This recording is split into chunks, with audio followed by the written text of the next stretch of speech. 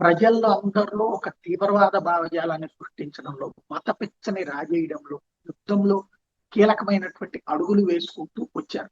కానీ ఇక్కడ కథ మారిపోతుంది. తాజాగా ఇరాన్ కి సంబంధించినటువంటి సీనియర్ ఇరానియన్ రెజీమ్ లీడర్స్ కరాజ్ ప్రాంతంలో ఒక ప్రదేశంలో మీటింగ్ అయ్యారు. ఎందుకయ్యారంటే ఇటు అమెరికా చెబుతున్నటువంటి ప్రపోజల్స్, అమెరికా ఇరాన్ మధ్య 2 వారాల కాల్పురం ఒప్పందంలో కీలకమైనటువంటిది ఏంటయ్యా అంటే దాడులు ప్రతి దాడులు ఆగిపోతాయి అన్నటువంటి ప్రకటన చేసింది అమెరికా.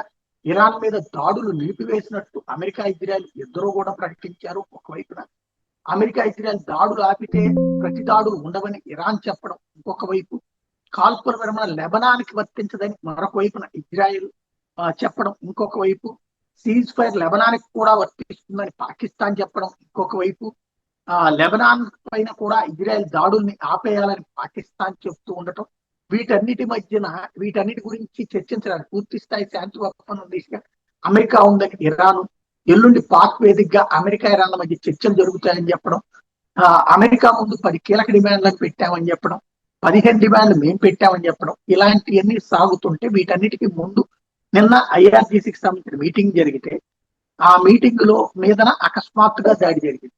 ఇజ్రాయెల్ పేల్చి పడేసింది. అనేక మంది నాయకులు ప్రాణాలు కోల్పోయారు. తద్వారా ఇజ్రాయెల్ అయితే అమెరికా చేద్దాం అనుకున్న కాల్పుల విరమణని రెండో వైపుకి తోసిపుచ్చే ప్రయత్నం చేస్తోంది.